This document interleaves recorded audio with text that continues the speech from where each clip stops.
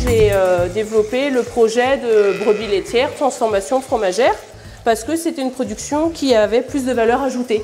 Je ne regrette pas du tout d'avoir fait ce choix-là, parce qu'on a installé 2 personnes. En plus, on embauche une demi-SMI.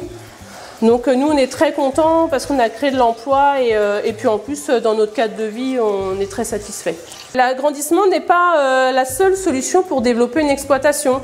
Moi, je vois par exemple, si un agriculteur veut installer sa fille sur sa ferme mais qu'il n'y a pas de possibilité de s'agrandir, il y a possibilité de faire autre chose sur la ferme, de créer son poste. Donc je pense que c'est un moyen qui peut permettre de créer de l'emploi dans l'agriculture et développer des fermes sans forcément aller vers la course, aller dans la course vers le foncier. Surtout qu'en Bretagne, on sait qu'il est limité et qu'on ne peut pas pousser la côte. Hein. Donc je pense que c'est l'alternative des fermes comme les nôtres.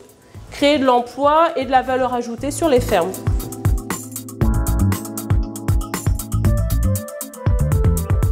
Moi, je crois qu'il y a un vrai travail de fond qui consiste à créer de l'intelligence collective pour s'en sortir justement de cette situation qui ne va pas. Enfin, moi, je n'ai pas la solution pour l'avenir. Par contre, je pense qu'on peut la créer ensemble, justement, en créant de la richesse collective, en travaillant différemment. Je suis effaré quand j'entends des gars dire qu'ils produisent trop de lait aujourd'hui, ils font plus que leur quota, mais ils sont quand même pénalisés. On leur paye que 18 centimes, ce qui dépasse.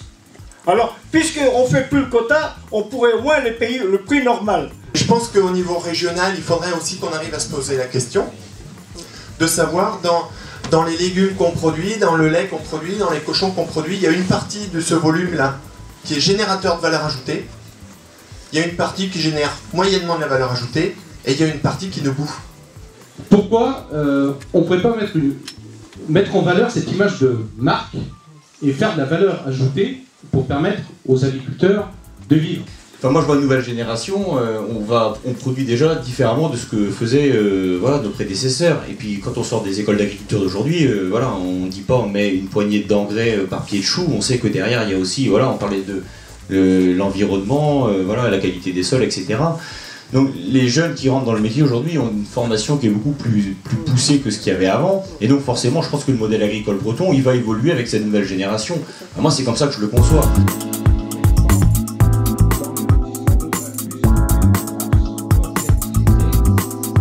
Je crois qu'être élu, justement, c'est aussi se poser les bonnes questions. Être élu, effectivement, on est débordé aujourd'hui d'un certain nombre de sollicitations, mais je crois qu'il faut vraiment se concentrer sur l'essentiel. L'essentiel aujourd'hui, c'est qu'on est dans une région qui ne va pas bien sur le plan économique, il y a des blocages. Et moi, je crois vraiment qu'en tant qu'élu, je dois être sur le terrain, au contact des gens, me confronter à des réalités, etc. Et donc ces réunions ont pour objectif aussi de rassembler les gens, créer des débats, même si les débats sont vifs, mais les problèmes seront posés, ils seront posés aussi en dehors des cercles d'influence. C'est-à-dire que je suis libre, j'agis en toute liberté, je suis élu par la population pour aussi faire bouger les choses.